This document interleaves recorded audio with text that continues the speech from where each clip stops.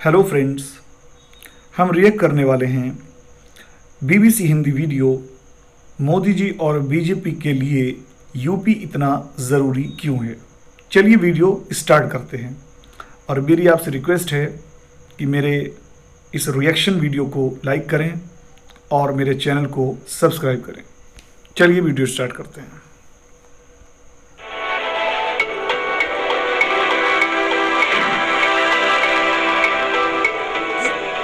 कहते हैं ना कि फर्श से आप अर्श पे आ गए। जो यूथ है उनको सपोर्ट करे, उनके करियर को सपोर्ट करे। अभी इंडिया में इतना ज्यादा अनएम्प्लॉयमेंट है। सरकार ऐसी बननी चाहिए जो गरीबों पे ध्यान दे, महंगाई पे ध्यान दे, ना कि हिंदू मुस्लिम पे, मंदिर पे। मुस्लिम को लेकर चलेंगे ना तो वह बहुत अच्छा कर सकते। अब किसी को भी वोट दो, कोई भी जीते, लेकिन गरीबों को कोई नहीं पूछता जीतने के बाद।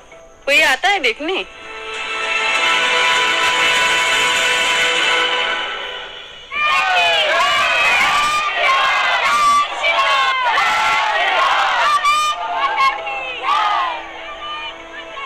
उत्तर प्रदेश भारत का सबसे बड़ा राज्य है। संसद की 544 सीटों में से 80 सीटें यहीं पर हैं। कहते हैं जो यहाँ जीतता है दिल्ली में सरकार उसी की बनती है। इस समय संसदीय चुनाव बीच के फेज में पहुंच चुका है। लोगों का रुझान क्या है ये जानने के लिए हमने यूपी का सफर किया। हमारी सबसे पहली मंजिल अयोध्या थी। क्या आज इधर रुकावट है क्या? अभी 3 महीने पहले यहाँ राम मंदिर का प्राण प्रतिष्ठान हुआ था। तब से रोजाना हजारों लोग पूरे देश से मंदिर के दर्शन के लिए यहाँ आ रहे हैं। राम मंदिर भाजपा के अहम वादों में था जो उसने पूरा किया है। एक तो अयोध्या का मंदिर हुआ, इसका काम बहुत अच्छा हुआ। जब देखे थे तो बहुत लड़ाई झगड़ा सब कुछ देख चुके हैं। उस प्रति से बहुत अच्छा मंदिर बन गया है, जिसके पीछे भाई आदमी इतने लोग खून की नदियां बहाई है।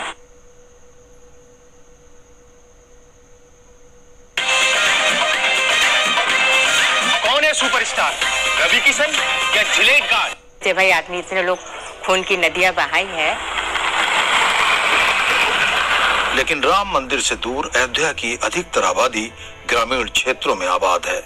हिंदुओं के साथ साथ यहाँ मुसलमानों की भी खासी आबादी है। गरीब है तो परेशानी तो रहेगी। अब किसी को भी वोट दो, कोई भी जीते, लेकिन गरीबों को कोई नहीं पूछता जीतने के बाद। कोई आता है देखने? नरेंद्र मोदी ने महंगाई बेरोजगारी का रिकॉर्ड तोड़ दिया है। वो सिर्फ पैसे वालों को देखते हैं जैसे को, और गरीबों के लिए कुछ नहीं कर रहे हैं। अयोध्या और उसके आसपास के अजला का शुमार इंडिया के उन इलाकों में होता है जो तरक्की और इंडस्ट्रियलाइजेशन में बहुत पीछे है। यहाँ के बेशतर लोग ज़राई मजदूर और छोटे किसान हैं। कुछ लोग छोटा मोटा काम करते हैं। यहाँ के नौजवान पढ़ लिख कर रोजी की तलाश में बड़ी तादाद में गुजरात, महाराष्ट्र और दिल्ली जैसी रियासतों का रुख करते हैं। यहाँ बेरोजगारी, गुर्बत और महंगाई जैसे सवालात रोजमर्रा का चैलेंज है। लेकिन ये पूरी रियासत इन बुनियादी सवालों के बजाय पिछले कुछ अशरों से हिंदू, मुस्लिम और मंदिर मस्जिद की सियासत में उलझी हुई है। भारतीय जनता पार्टी को हटाना है, हराना है और देश में शानदार सरकार। अयोध्या का संसदीय क्षेत्र भाजपा के लिए बहुत अहम है, क्योंकि राम मंदिर के आंदोलन से ही वो सत्ता तक पहुंची है। यहाँ अवधेश प्रसाद विपक्षी गठबंधन के उम्मीदवार हैं। अपोजिशन अलायंस का कहना है कि लोग धर्म के नाम पर नहीं, जिंदगी की बुनियादी समस्याओं पर अपने मत का फैसला करेंगे। हमारे देश में करोड़ों करोड़ों पढ़े लिखे नौजवान हैं, उनके हाथ में कोई काम नहीं है, बेरोजगारी का संकट है। और चाहे इस देश में फैले हुए भ्रष्टाचार को लेकर, चाहे इस डबल इंजन की सरकार के रहते और चलते लोगों के उत्पीड़न का संकट है।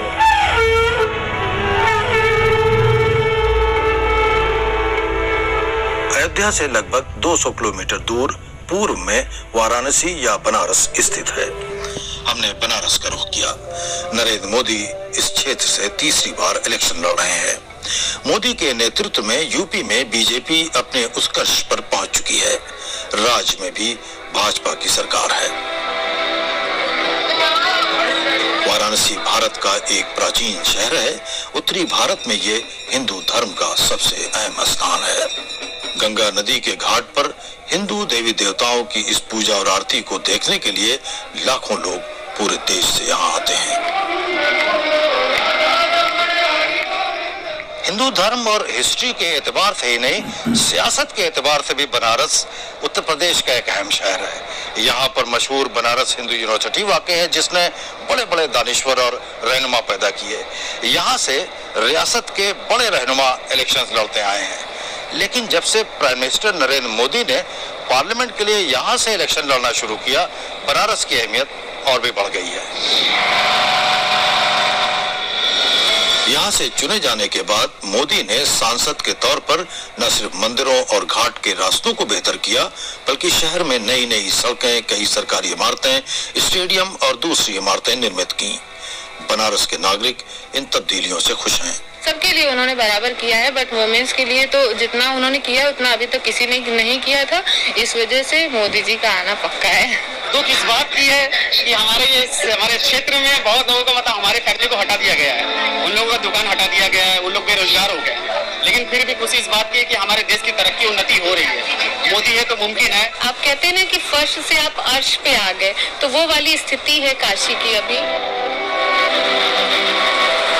लेकिन कुछ ऐसे भी हैं जो प्रधानमंत्री से खुश नहीं हैं। जब चुनाव आता है तब मोदी जी कुछ नया चीज लेकर के आते हैं, लेकिन इनका हर चीज धरातल पे कोई चीज उतरा नहीं आज तक देखा गया है। जन धन योजना ले लीजिए, चाहे उज्जवल योजना ले लीजिए, चाहे राशन वाला योजना ले लीजिए। राशन तो इतने गंदे राशन मिलते हैं, क्या बताया जाए। उसमें भी 5 किलो राशन देते तो उसमें 3 किलो राशन मिलता है, 2 किलो दुकानदार ले लेते हैं। मदरसों को लेकर के, एनआरसी को लेकर के, सीएओ को लेकर के और मस्जिदों को लेकर के, नमाज को लेकर के थोड़ा रोष तो रहता ही है। बाकी अगर आप काम को देखेंगे तो मुसलमान भी हर आदमी भी काम हुआ दिख रहा है, हो रहा काम हुआ। सैकड़ों सालों के इंतजार के बाद अयोध्या में एक भव्य राम मंदिर का निर्माण हुआ है। बीजेपी के स्थानीय नेता आत्मविश्वास से भरे हुए हैं। उन्हें यकीन है कि मोदी तीसरी बार भी प्रधानमंत्री बनेंगे। यूपी में हम समझते हैं कि 80 हमारा लक्ष्य है और 75 प्लस में हम जाएंगे। सारे इन लोगों को अपनी सीटें अखिलेश यादव जी अपने गढ़ में ही हारेंगे। आज पूरे पूर्वांचल में तो कहीं अखिलेश यादव और राहुल गांधी का कहीं नामो निशान नहीं है। ये देश किस दिशा में जा रहा है? इस देश के नेता कितने निकम्मे बन गए हैं कि जब आपके सामने आते हैं 10 सालों के राज के बाद आपको एक चीज नहीं गिनाते जो इन्होंने आपके लिए की, आपको सिर्फ धर्म की बात बताते हैं। अजय राय कांग्रेस के स्टेट प्रेसिडेंट हैं। वो नरेंद्र मोदी के खिलाफ विपक्षी गठबंधन के उम्मीदवार हैं। उनका कहना है कि भाजपा धर्म के नाम पर राजनीति करती रही है।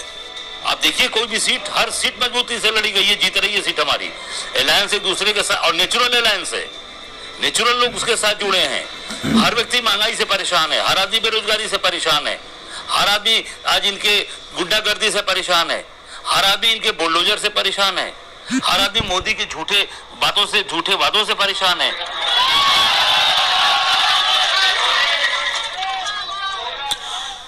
यूपी के इस क्षेत्र में मतदान बाद के चरण में हो रहे हैं। चुनावी मुहिम अब जोर पकड़ रही है। पिछली बार बीजेपी और उसके गठबंधन ने 80 में से 64 सीटें जीती थीं। बीजेपी और अपोजिशन दोनों की चुनावी गतिविधियों का केंद्र लखनऊ है। ये लखनऊ शहर है, यूपी का कैपिटल सिटी। ये कभी अपनी तहजीब के लिए बहुत मशहूर हुआ करता था। ये अभी एक मिली जुली तहजीब का शहर है। यहाँ से अटल बिहारी वाजपेयी कई बार इंतखाब जीत चुके हैं और अब बीजेपी के रहनुमा और डिफेंस मिनिस्टर राजनाथ सिंह यहाँ से इंतखाब लड़ रहे हैं। यहाँ अहम बात यह है कि शहर के लोग जो खासतौर पर जो हिंदू बिरादरी है, उनके साथ साथ बहुत से मुस्लिम भी बीजेपी को वोट देते आए हैं। तो मैं बीजेपी को देता चला आ रहा हूँ, उन्हीं को दूंगा मैं। राजनाथ सिंह खड़े हो रहे हैं, उनके बेहतर आदमी नहीं है। तो मुस्लिम्स में क्या बीजेपी को लोग वोट देते हैं? बहुत देखते हैं, शुरू से देखते हैं, ऐसी बात नहीं, शुरू से तो मैं अटल जी के टाइम से जरूर देखते हैं। अभी भी अगर देखा जाए तो रिलीजियस बेसिस पे डिवाइड है, एक कम्युनिटी दूसरी कम्युनिटी को क्लियरली नहीं समझ रही है, एंड बहुत सारे लोग हैं जो बस इसी को सपोर्ट करना चाहते हैं। जो यूथ है उनको सपोर्ट करें, उनके करियर को सपोर्ट करें। अभी इंडिया में इतना ज़्यादा अनएम्प्लॉयमेंट है, जो पढ़े लिखे युवा हैं वो बहुत ज़्यादा हताश हो रहे हैं अपने काम को लेकर के, उन्हें कोई बेटर अपॉर्चुनिटी नहीं मिल पा रही है। गवर्नमेंट में हो, प्राइवेट में हो, हर जगह बहुत ज़्यादा बायस्ड होता जा रहा है। तो मैं चाह रही हूँ कि अभी उस चीज़ पे ध्यान दिया जाए, गवर्नमेंट कोई भी हो। दुनिया के अंदर भारत का सम्मान बढ़ा है, देश की सीमाएं सुरक्षित हुई है, आतंकवाद और नक्सलवाद से भारत मुक्त हुआ है। उत्तर प्रदेश में पिछले 7 वर्ष से बीजेपी की सरकार है, लेकिन विपक्ष ने इस बार बीजेपी के खिलाफ एक ग्रैंड अलायंस बना रखा है। बीजेपी की प्रवक्ता डॉक्टर प्रियंका मौर्य कहती हैं कि संयुक्त विपक्षी गठबंधन से बीजेपी को कोई खतरा नहीं है। डरना तो विपक्ष को है, क्योंकि उनका कोई ऐसा काम ही नहीं है जो वो गिनवा पाए अकेले, इसीलिए सबके सब मिले हुए हैं। हरा पाएंगे, क्योंकि भारतीय जनता पार्टी ने उत्तर प्रदेश में योगी जी ने और केंद्र में मोदी जी ने जनता को लाभ पहुंचाने के लिए बहुत सारे कार्य किए हैं।